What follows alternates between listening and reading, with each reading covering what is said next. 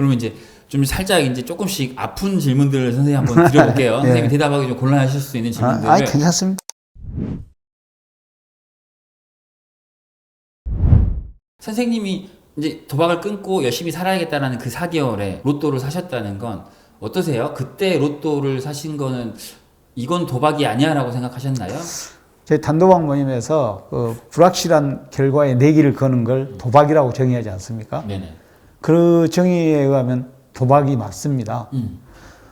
그러나 이제 저는 그 로또를 제가 당첨이 돼야 되겠다. 아니면 당첨이 될 거야. 라는 그런 생각보다는 그냥 제 환경과 수준에 맞게 그냥 꾸준히 그냥 뭐랄까 참 우습지만 그냥 해야 할 일?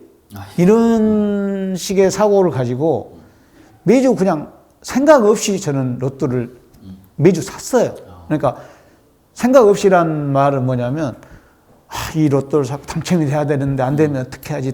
꼭 돼야지. 이게 아니었다는 겁니다. 왜냐하면 로또의 확률에 대해서는 아실 거예요. 네. 814만 분의 1의 확률이라는 그 확률이 나한테 될까라는 생각조차 할 수가 없는 거죠. 한 주 시작하는 그 시점에서 또 이렇게 로또를 구입해 놓으면 이제 마음이 편하고 일하는데 좀 뭔가 그 꿈이랄까? 그런 상상을 하면서 열심히 일하고 로또 추첨일이 되면 또 그 기대하는 마음으로 결과를 보고 결과가 또 낙첨이 되면 이번에는 아닌가 보다. 또 열심히 살고 뭐 저로서는 그런 열심히 살 수 있는 어떤 좀 계기라고 생각을 했던 것 같아요. 그래서 뭐 엄밀하게 말해서 도박이라고 하지만 제 자신이 난 이걸 도박이야, 도박을 하고 있어 라는 막 그런 생각과 죄책감을 느끼면 그게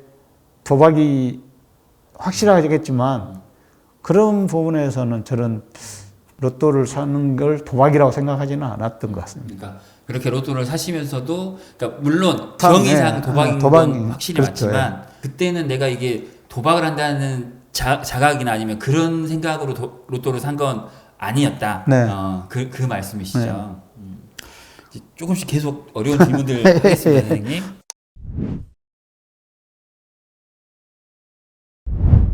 도박을 끊으시면서 저한테 많은 분들이 질문하는 질문 중에 선생님 근데 도박을 끊다 보면 그리고 도박에 한참 빠졌다가 이제 겨우 나오려고 하면 너무 막막하고 아무것도 보이지 않고 마치 지금 선생님께서 말씀해 주신 것처럼 뭐 도박을 한다는 느낌이 아니라 그냥 하나의 그냥 희망, 일주일의 소소한 재미 이런 식으로 로또 같은 걸 사는 건 어떨까요? 선생님 어떻게 생각하세요? 아니면 제가 사도 될까요? 라는 질문을 제가 되게 많이 받거든요. 네. 근데 그때 제가 항상 하는 말은 하나거든요. 네. 선생님 궁금한데 선생님이 로또가 당첨이 된다고 쳐봐라. 그러면 도박 안 할 자신이 있어요? 라고 물어보면 저한테 그 질문했던 모든 사람들이 아니요 자신 없습니다. 저는 1등 되면 다시 도박할 것 같긴 해요. 돈이 그렇게 많으면 도박하겠죠? 그분들이 자기 입으로 그렇게 얘기하시더라고요. 그래서 저는 그러면 그분들한테 선생님 그게 답이에요. 이게 도박이냐 아니냐가 중요한 게 아니라 혹시 당첨되면 어떡할 거냐. 돼버리면 어떡할 거야. 1등이 아니라 2등 돼서 아니면 3등 돼서 100만 원, 1000만 원 꽁돈이 생기면 우리 같은 사람한테는 그 꽁돈을 견딜 힘이 참 약하잖아요. 도박 문제를 겪어본 사람들은. 선생님한테 다시 여쭤보시면 도박 문제가 재발하셨다는 얘기를 제가 들었거든요. 어떤 상황이었는지 좀 얘기를 해주실 수 있을까요, 선생님? 돈을 가지고 있는 건 위험하기 때문에 이렇게 일시에 돈을 그 건물에 투자도 했고 뭐 이런 상황을 이렇게 거쳤고 당첨되고 오히려 단도박 모임을 나왔습니다. 안 다니시다가 당첨되고 나서 다시 지혜를 나가셨다고요? 지혜를 나왔습니다. 그러니까 재발하고 나서가 아니라 도박 문제가 다시 일어나기 전에 네, 로또 당첨이 되고 빠른 시간에 모임을 나왔어요. 그건 또 어떤 이유세요, 선생님? 저한테 재산이나 돈이 생겼을 때 이걸 지키기 위해서 나는 여기서 모임을 나가면서 도박을 방지해야겠다라는 생각을 하고 모임을 오히려 나왔죠. 네. 나왔는데 이제 나와서 이렇게 뭐 즐겁게 생활하다 보니까 초창기에는 도박에 대한 생각이 없어요. 네네. 뭐 바쁘기도 했고 여러 가지 이제 할 일도 많았고 이제 그 이후에 조금씩 지나면서 이제 사람이 저도 모르게 묘하게 뒤틀린 생각이 좀 오더라고요. 어떤 뒤틀린 생각을 말씀하시는 거예요? 과거에 이렇게 어려운 생활하고 할 때 그때도 도박을 하는 그 과정에서 도박장에를 가면 좀 큰 손과 작은 손들 이렇게 나눠지잖아요. 대우가 확실히 네, 그렇죠. 다르죠. 저는 그때는 도박으로 다 탕진하고 그 어렵게 된 상황이다 보니까 이렇게 대우를 못 받는 잔챙이 과정을 거쳤거든요. 그러다 보니까 가면 대우도 못 받고 뭐 인상이 돼가는 그런 상황이었는데 로또 되고 안 갔어요. 도박을 손대지도 않았고 틀린 생각이란 게 가서 보여주고 싶더라고. 이 사람들에게 니들이 그렇게 봤던 사람 아니야 라고 보여주고 싶어서 근사 착 몰고 가서 그 도박장에서 도박을 일부러 보여주기 위해서 도박을 좀 하다가 돈 좀 찾아와 넘게 당긴 카드를 주면서 심부름 시키면 그 사람들이 당연히 알고 깜짝 놀래죠. 뭐 그래서 막 사장들부터 다 찾아와서 뭐 인사하고 뭐 아니요 어떻게 이렇게 성공하셨냐 막 이런 저런 소리 들어가면서 복수심 같은 그런 식으로는 이제 조금 즐겼지만 사실 도박을 이렇게 심하게 하거나 그러지는 않았어요. 그렇게 발걸음은 시작됐겠네요. 네. 그리고 나서는 어떻게 흘러갔나요? 즐기고 말고 이렇게 이제 지나가고 계속 그렇게 지냈는데 결국 최근에 와서야 또 감정적인 또 문제가 딱 발생을 하니까 감정이 바뀌니까 생각이 바뀌고 다 바뀌더라고요. 본격적으로 급속하게 최근에 빠진 도박이 지금 굉장히 큰 충격으로 지금 온 상태가 된 거죠. 이게 지금 로또 당첨된 이후에 얼마의 시간이 흐른 이후에 다시 이런 문제가 1년이요. 심각해진 거죠? 1년. 1년. 네. 지금은 어떤 상황이세요, 선생님? 그러면 지금은 다시 이제 도박을 손을 대니까 이게 이제 돈이 있는 것과 없는 것과의 또 차이가 있지 않습니까? 그러니까 이제 그걸 순식간에 정말 전에 같으면 도저히 감당할 수 없는 돈인데도 그게 급격하게 거의 한 달도 안 된 사이에 그게 없어져 버리고 죽더라고요. 그래서 이제 막 계속 도박에 빠져 있는 상태에서는 정말 아무것도 생각이 안 났었는데 갑자기 아 이거 큰일 나게 생겼는데 정신이 들면서 보니까 이게 너무 이제 머리 아픈 상황이 이제 막 발생이 지금 돼 있는 거죠. 그래서 이 전에 같으면 정말 어차피 뭐 이거 막 가는 인생하고 또 항상 그런 염세적이고 막 그런 비관적인 쪽으로 막 흘러가는데 아 이건 아닌데 아 그리고 내가 지금 전에처럼 완전 밑바닥에서 이제 인생이 끝난 건 아닌데 내가 굳이 여기서 또 더 가야 되나 그 생각이 드니까 아 그래 역시 중단하고 다시 단도박을 하는 게 맞는 것 같다라는 생각이 들어서 이렇게 하게 됐습니다.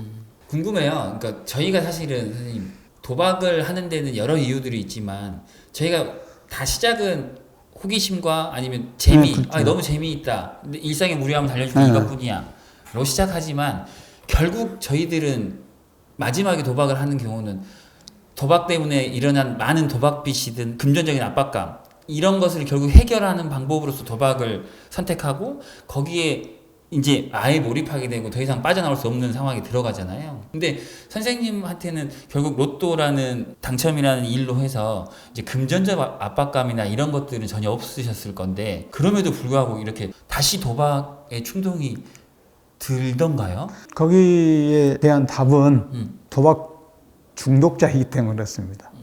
말씀하신 대로 도박 초기에는 저 역시도 그렇고 대부분이 돈을 따기 위해서 그리고 돈을 따고 나서의 그 쾌감, 그 즐거움 이런 것 때문에 빠지지만 이게 도박 중독이 진행이 되면 참 어이없게도 막 말이 안 되는 그런 상황으로 가는 걸 많이 알고 겪으셨을 거예요. 저 역시 그런 심각한 도박 중독이다 보니까 이게 아마 도박을 손을 대면 이제는 돈을 따야겠다 그게 아닙니다. 돈을 잃을 걸 알아요. 틀림없이 잃어요. 그걸 알면서도 이걸 어떻게 할 수가 없는 거예요. 매번 똑같은 그런 상황으로 가더라고요. 도박을 하면 이거 돈을 잃는데 아무 생각 없이 도박을 하고 있는 거고 그리고 도박을 계속해서 이제 결국은 돈이 다 떨어지고 어떤 최악의 상황이 되면 그때 가서 정신 들었을 때는 이게 절망적인 상황이 되고 뭐 자신에 대한 막 자책 그리고 후회 이런 것 때문에 정말 비관적으로 살고 싶지 않고 이런 과정이 똑같이 그렇게 되더라고요. 저는 선생님이 지금 똑같다는 말씀 하실 때 좀 사실 소름이 돋았는데 로또 당첨되기 전에는 단위가 작을 뿐이지 선생님이 그 상황에 또 할 수 있는 도박을 하셨었고 그리고 또 괴로워하셨었고 당첨이 된 이후에는 또 단위가 좀 커진 도박을 할 뿐이지 거기에서 돈을 잃고 그리고 또 그것 때문에 자책하게 되고 굉장히 비슷한 상황이지 않나? 로또 당첨된 전과 이후가 그렇게 크게 달라진 게 아닌 건 아닌가? 이 생각도 드는데 어떠세요, 선생님? 그게 이제 일반적으로 그냥 보통 사람들이 로또 당첨이 됐으면 어떻게 바뀌고 어떻게 변화가 되고 어떻게 생활하는지는 제가 이렇게 듣는 걸로만 해서 좀 알 뿐이지 자세히는 모르겠으나 도박 중독자인 저는 제가 로또 당첨이 되기 전과 당첨된 후에 뭐 이런 삶 이거하고는 관계없이 제가 구분하는 건 도박을 할 때와 도박을 하지 않을 때로밖에 구분이 안 됩니다. 사실 지금 로또 당첨이 됐을 때나 되지 않았을 때도 그 차이는 크게 아무런 차이가 없어요. 오히려 그 말씀대로 돈의 도박의 규모만 단위가 단위만 커졌을 뿐이지 도박을 하고 또 그 도박으로 인해서 괴로워하고 문제가 생기고 이런 것들은 결국 똑같은 과정으로 지금 가는 중이더라고요. 근데 여기서 이제 더 가면 전 재산 잃고 절망적이 되고 또 삶을 포기하는 그런 수순을 밟는 건 제가 봤을 때 똑같은 것 같아요. 선생님 이 말이 너무 와닿네요. 로또 당첨 전과 후가 다른 게 아니라 도박을 하고 있냐 하고 있지 않냐가 그렇게 해야지 다른 거라는 얘기가 특히 저희 같은 도박 중독자들한테는 너무나 맞는 말씀일 것 같아요, 선생님.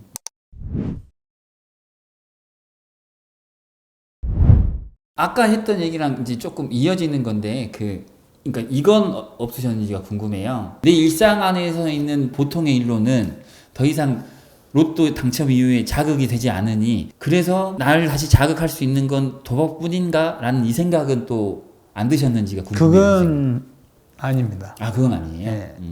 로또가 된 이후에 굉장히 많은 즐거움을 찾았죠. 제가 하고 싶었던 거 다 거의 할 수가 있었어요. 뭐 여행을 간다거나 뭐 어디 뭐 즐겁게 뭐 지낼 수 있는 여러 가지 것들을 다 했는데 물론 그것들이 이제 점점 그 시들해지고 재미가 좀 없긴 해요. 그런데 그렇다고 해서 그것보다 더 강렬하고 더 큰 재미를 위해서 도박을 했다? 그렇지 않습니다. 제가 도박에 대해서 많은 경험을 했고 도박에 대해서 그 힘들었던 제 입장에서는 도박을 해서 즐겁지는 않아요. 그 단계는 아니에요. 그렇다면 뭘까요, 선생님? 저는 도박을 하게 되면은 뻔히 힘들고 괴롭고 또 제 자신이 바로 변하는 걸 알아요. 도박을 하지 않으면 굉장히 평온하고 유순하고 또 사람들과 이렇게 관계성도 좋고 또 제 생활도 굉장히 깔끔하면서 나름 잘 산다고 생각을 해요.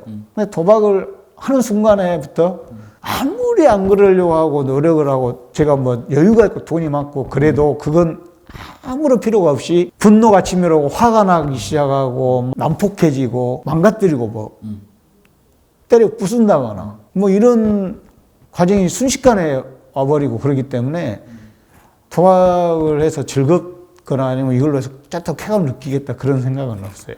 그러면 선생님은 이미 알고 있으시잖아요. 내가 도박을 하게 되면 안 좋은 쪽으로 나는 분명히 바뀔 수밖에 없고 그건 안 좋은 영향이 나한테 온다. 그렇죠. 그럼에도 불구하고 다시 도박을 찾을 수밖에 없고 잃을 걸 알면서도 다시 도박을 하시는 이유가 이렇게 여쭤보면 될까요? 그러니까 돈으로는 채워지지 않는 선생님만의 결핍이나 욕구나 아니면 뭐 그런 것들이 있으셨었던 걸까요? 그게 저로서는 그게 요인이 크다고 생각을 합니다.